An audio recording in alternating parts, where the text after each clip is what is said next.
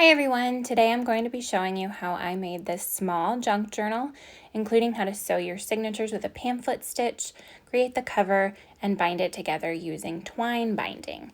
So I'm going to start with 6 sheets of just regular old copy paper. You can use any paper that you like, but I'm just making a small planner for my 12-year-old sister, so she didn't need anything too fancy. I'm going to cut them to 8 by 5.5. Because it is 8.5 by 11, I'm going to get 2 signatures out of each stack of 6 pieces of paper. So each signature will be 6 sheets, folded in half, that's 12 sheets, and each page has 2 sides, that's 24 pages per signature. Now we're just going to fold it in half. I typically just use my fingernails. You can use a bone folder if you want to. But I don't have one, so sometimes I will actually use a acrylic stamping block, as you can see here, for any especially thick pages or any pages that I have dyed or painted. I actually use an iron to get a nice crisp fold. I just ensure that I have a piece of paper between the paper I am ironing and the iron itself to prevent any scorching. Now again, you can use any paper that you want for your signatures, and you can use any number of pages that you want. And they don't even have to be all the same size. In a true junk journal, I will sometimes just tear the sheets, sometimes not make them all the same size. But just know that the more you use, the harder it's going to be to poke holes through the whole signature. So I'm just making sure that my signature is all lined up, the centers are all folded together. And I like to use a big old dictionary that just helps the folds stay together as I'm poking the holes. You can see my template there. I'm sorry I didn't show it for very long. This is just the template that I use for marking the holes for each of my signatures. There is a mark in the center, a mark a few millimeters from each edge, as you don't want the holes to be too close to the edge or they'll tear through. And then I also have a mark halfway between all of those marks. So there's 5 holes total. So we're going to have the middle, second up, and then the end at the very top, the 4th down, and the end at the very bottom.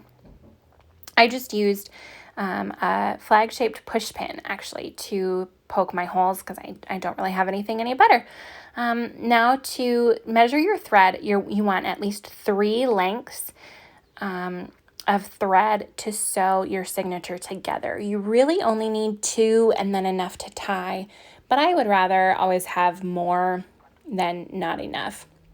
So you're just going to thread your needle, and you're going to start with the center hole in the center of the signature. You're going to pull it through to the outside. Be sure to leave enough thread on the end so that you can tie it together. Then you're going to come back through the second hole. This is the one closer to the top, just the next hole up. You're going to come through from the outside to the inside. Next, you're going to move up to that top hole and move from the inside to the outside. You're just going to thread right on through. Be sure to pull tight enough that you don't have any slack. But you also don't want to pull too tight that you tear your paper. Then you're going to come back through that second hole from the outside to the inside. Now we're going to skip the center hole and move to the 4th hole, threading again from the inside to the outside. Then we'll come back in that bottom hole from the outside to the inside. Back through that 4th hole from the inside to the outside. And lastly, we're going to come back in from the outside to the inside of that center hole. Now this part is a little hard to see and even harder to explain. To give the illusion that we have threaded through that center hole, you want to be sure that your needle comes back on the opposite side of that center thread. So your original thread that we started with will go on one side, and then your ending thread will come out on the other side, so that when you tie it, you're pinching that center thread in the middle and giving an illusion that everything is neat and tidy. Now you're just going to tie it together. Just tie in a double knot. You can use the needle to be fancy and thread it through itself, or you can just tie a knot like I end up doing. Now when you cut it, you don't want to cut too close to the knot. You want to give it a little space. This is for two reasons. You don't want to cut too close to the knot and risk it unraveling. You also, a closer knot will make it harder to fold flat, so that slack on the end gives you a nice flat fold in your signature. Now the last thing I do with my signatures, when you fold it all together, the ends are going to be a little uneven. So we're just going to go in and trim it to 4 inches. I actually end up going in and trimming it even shorter than that because I end up adding tabs. So here's the cardboard that I'm using for my cover. This cardboard is already cut to 5.5, and then I'm going to cut to 4 inches. That's to match our paper, again, which was cut at 5.5 by 8, folded in half is 5.5 by 4. Then cut the second cover to 4 inches. And that last piece is going to be your spine. My first couple journals, I left the spine as is, but because I'm using such thin paper, I want a thinner spine for this one. So I'm actually cutting it as small as my paper cutter will let me. I apologize if this makes anybody nervous. It didn't at the time, but it is making me nervous watching it. So again, just trim that spine down so that it fits our signatures a little bit better. And there we have our cover. To bind our cover together with our spine, I like to use gaff tape. GAFF, this is a tape that my husband had on hand. It's typically used for taping down cords at an event or anything like that. Be careful, it is very sticky, but we're going to cover this cardboard, so I'm not too worried about that. But this is a nice heavy duty tape. It tears like duct tape. But it's just really strong for holding our spine together. So we're going to take our spine and set it in the center, as close to the center as you can get without measuring, and really press that down. Now for the back and front covers, I like to use another piece of cardboard just to ensure that my spacing is the same. If you put the cover and the spine too close together, the book won't close. Your cover will be stuck open. So I use the cardboard to ensure that I get a good enough distance, but also to ensure that the distance is the same between the front cover and spine and the back cover and spine. But then it just pulls right out and then you don't need it. Really press down your cardboard onto your tape. Now we're just going to fold it over. I like to clean up my ends during this step. Just like duct tape, it rips easily, but a little unevenly. So we're just going to fold that down and smush it into the inside. Again, trimming down the edge and ensuring that the whole thing is covered. Here's another place a bone folder might come in handy, but again, I just use my fingernails. You really just want to push that in to ensure that you have a good cover. Now I'm just checking to make sure that it still looks good with my signatures, and it does. So here I am decorating the cover. I like to use a collage method. I'm just Mod Podging down the pieces. Seth Apter says that there are two kinds of collagers. There are committers and auditioners. Typically, I am a committer. I just grab a piece and I stick it down and I just keep building on the layers. Because I was working with a specific color scheme and I only had so much of that paper, I really wanted to make sure that I had enough to cover the whole thing. So again, just using Mod Podge to stick everything down, creating layers and giving it a lot of fun texture. and then using Mod Podge again to just go over the whole thing. This is a personal choice. Again, I'm making it for my 12-year-old sister. I wanted to make sure nothing fell off. But you'll see here in a minute, I actually do another step that makes this step totally unnecessary.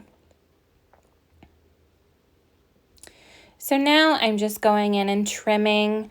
Again, this is just a personal artistic choice. I'm going to be covering the edges in washi tape. So I wanted it to be a nice, even surface.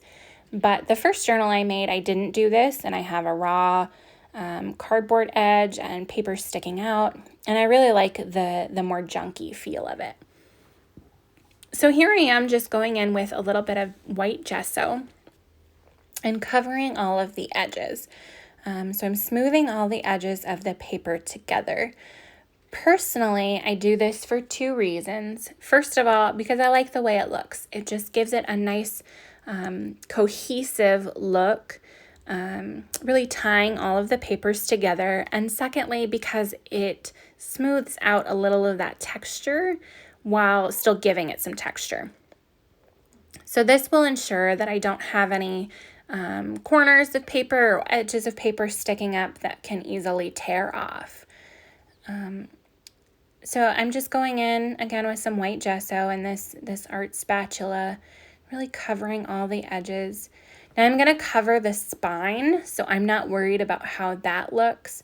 I'm going to cover that here in just a minute with some fabric.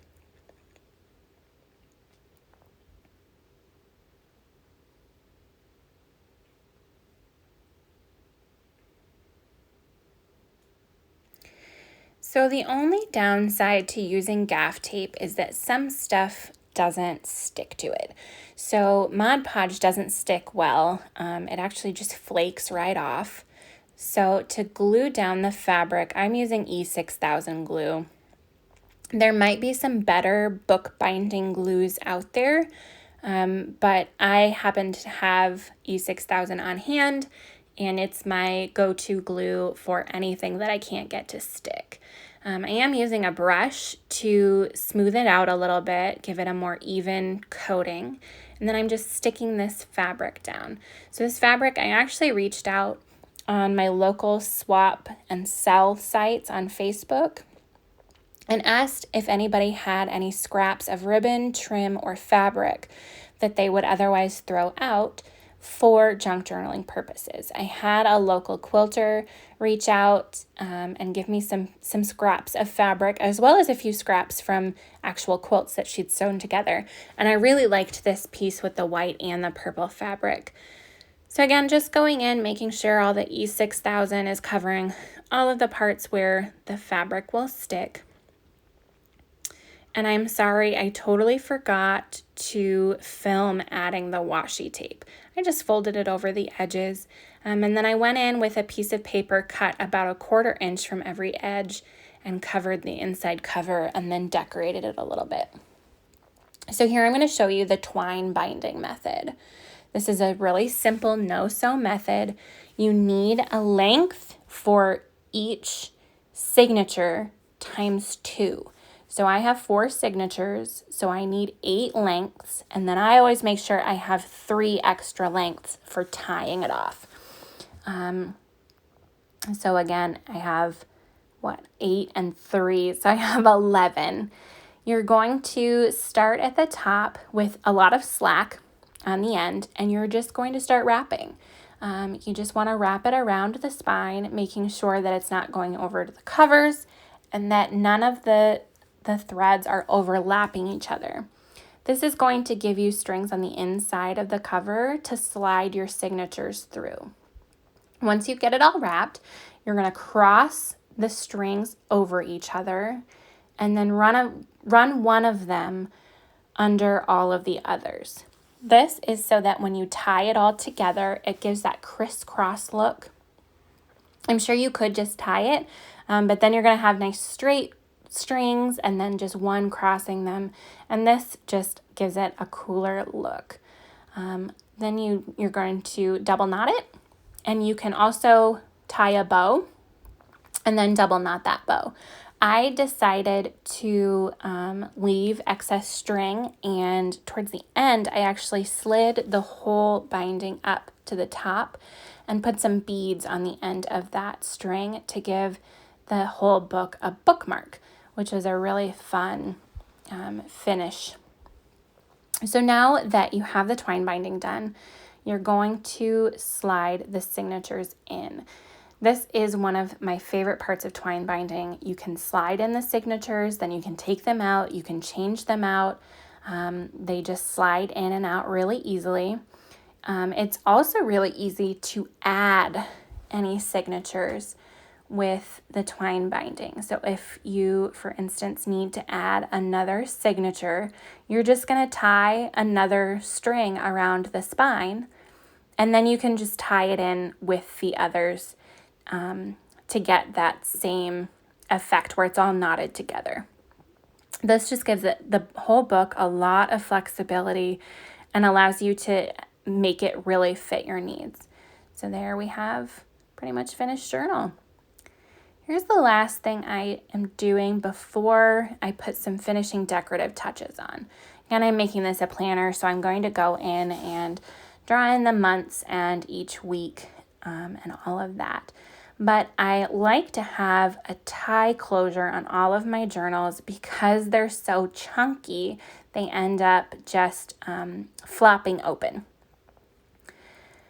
So here I'm just using a couple scraps of fabric. I just punched a hole through the cardboard and paper, about in the same place on both the front and back covers, but I don't measure. I know that's probably not the best practice, but I just kind of eyeball it. So I'm just tying a nice thick knot and pulling it through so that it won't pull through that hole. Here I'm just arranging the fabric so that the nice side of the fabric is out on that tie, and then you can just tie it together. I have used ribbon, twine, leather cord, all kinds of things for this. So you can tie it in a bow, but this fabric is just a little too short. So there you have it. We have a small junk journal with signatures and a cover and the twine binding. Stay tuned. I will be posting a full flip through of this journal as well as some of my previous journals here shortly. Thanks so much and enjoy making your own journals.